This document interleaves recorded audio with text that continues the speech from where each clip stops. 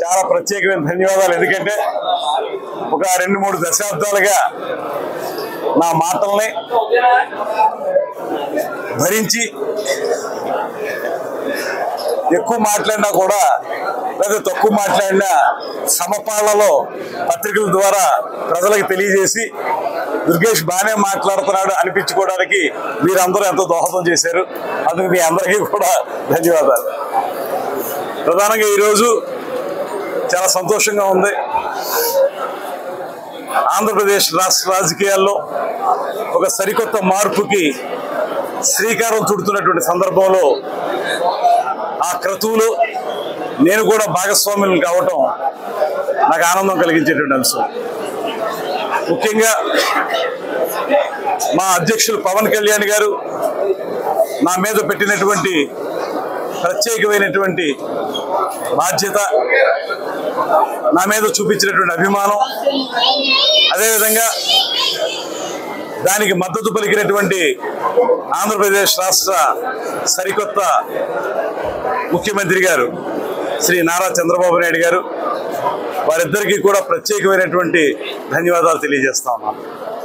ఒక 5 సంవత్సరాల కాలం ఈ రాష్ట్రంలో అభివృద్ధి అనేది కుంటుపడిపోయి కేవలం బటన్ నొక్కడం వరకు మాత్రమే పరిమితమై రాష్ట్రంలో అభివృద్ధి అనేటువంటిది ఏ కోసానా కనపడినటువంటి సందర్భంలో ఇవాళ ప్రజలందరూ కూడా 1000 ఆశలతోటి మా వైపు చూస్తూ ఉన్నారు.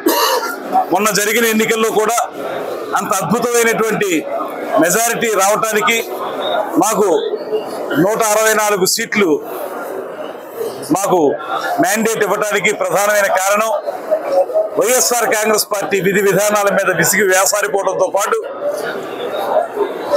జగన్మోహన్ రెడ్డి గారు లగాయతూ కింది స్థాయి కార్యకర్త వరకు కూడా అప్పటి ప్రతిపక్ష నాయకుల్ని వ్యక్తిగత దోషులు చేసినటువంటి సందర్భాన్ని ప్రజలందరూ కూడా యావగించుకున్నారు. అది ప్రభుత్వ కార్యక్రమం అయినా, భారీ స్థాయిలో పెట్టినటువంటి సమావేశమైనా అక్కడ ప్రభుత్వం తాలూకు విధి విధానాలు చెప్పడం మానేసి చంద్రబాబు నాయుడు గారిని, పవన్ కళ్యాణ్ గారిని అయితే ఆయన వ్యక్తిగత జీవితం మీద పదే ఆరోపణలు చేసి, దిగజారిపోయినటువంటి ఆరోపణలు చేసి ఈ రాష్ట్రంలో వారు చూపించినటువంటి దౌర్భాగ్యపు విధానం ప్రజలందరిలోనూ కూడా చాలా అసహ్యాన్ని కలిగించింది. అందుకే వాళ్ళు నేను అనుకుంటూ ఉన్నాను, సరే ప్రభుత్వ పనితీరు అవన్నీ ఒక ఎత్తు అయితే వారి యొక్క వ్యక్తిగత దోషణలే ప్రజలు ఇష్టపడలేదు. ఈ రకమైన రాజకీయాలు కాదు మాకు కావాల్సింది. ఒక సహేతుకమైనటువంటి విమర్శలతో కూడినటువంటి రాజకీయాలు కావాలి. కానీ వ్యక్తిగత దోషణలకి, వ్యక్తిగత జీవితాలకి సంబంధించిన అంశాల మీద మాట్లాడితే మిమ్మల్ని మేము మళ్ళీ అధికారంలోకి తీసుకురావనేటువంటి మాటని ఒక చెంపపెట్టుగా ఇచ్చినటువంటి సందర్భం మనకు కనపడతా ఉంది. ఆ సందర్భంలో మేమందరం కూడా ఇవాళ అద్భుతమైనటువంటి మెజారిటీలతోటి నెగ్గాం. వాళ్ళ ప్రజలందరూ కూడా మా వైపు చూస్తూ ఉన్నారు.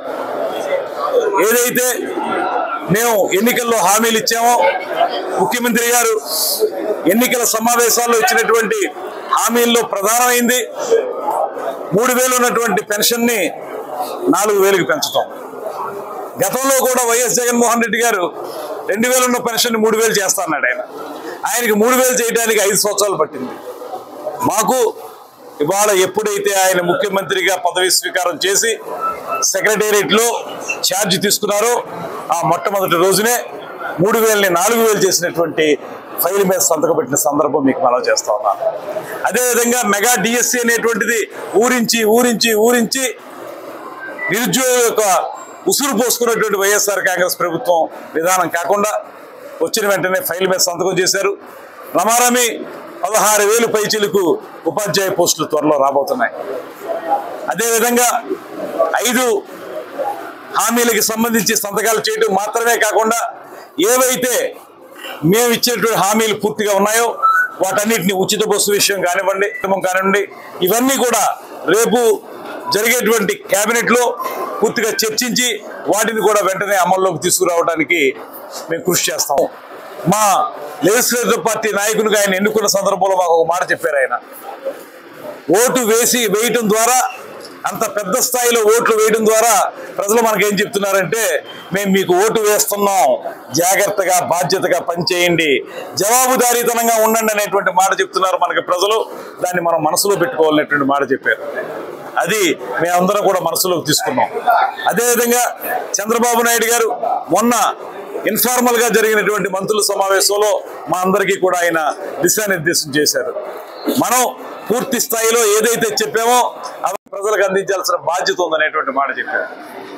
ఇవన్నీ కూడా రాబోయే రోజుల్లో ఆచరణలో పెట్టడానికి మేము ప్రత్యేకంగా కృషి చేస్తామనేటువంటి మాట తెలియజేస్తూ, ఇవాళ ఉదయం పేపర్లు చూసిన వెంటనే నిన్న నేను ఇతరతర కార్యక్రమాల్లో ఉండటం వల్ల మీడియాని చూడలేదు, కానీ ఇవాళ ప్రింట్ మీడియాలో చూసినప్పుడు ఎంత నిస్సిగ్గుగా జగన్మోహన్ రెడ్డి గారు సంధి ప్రలాపన పేలుతున్నారో అర్థమవుతా ఉంది. ఆయన నెగ్గినప్పుడు ఈవీఎంలు అద్భుతం, ఆయన ఓడిపోతే ఈవీఎంలు తప్పు అనేటువంటి మాట. ఇది ఎంతవరకు సమంజసం? చాలా కాలంగా రాజకీయాల్లో ఉండి ఒక 5 సంవత్సరాల పాటు ఒక బ్రూటల్ మెజారిటీ తోటి 151 సీట్లతోటి అధికారంలోకి వచ్చి ఒక ముఖ్యమంత్రిగా 5 సంవత్సరాలు పనిచేసి ఇవాళ కొత్తగా ఈవీఎంల మీద అనుమానాన్ని వెలిబుచ్చడం అంటే అది పూర్తిగా ప్రజాస్వామ్యం పట్ల ఆయనకి ఏ రకమైన నమ్మకం లేదని మరొకసారి రుజువైంది. ఇప్పటికే చాలా సందర్భాల్లో రుజువైంది. ఆయన ప్రతిపక్ష నాయకులు గొంతు నొక్కేయటం, 144 సెక్షన్ లేని రోజు లేకుండా చేయటం, పోలీస్ సెక్షన్ 30 లేకుండా చేయటం, లేకుండా ఉండే రోజు లేకుండా ఉండటం, దాంతో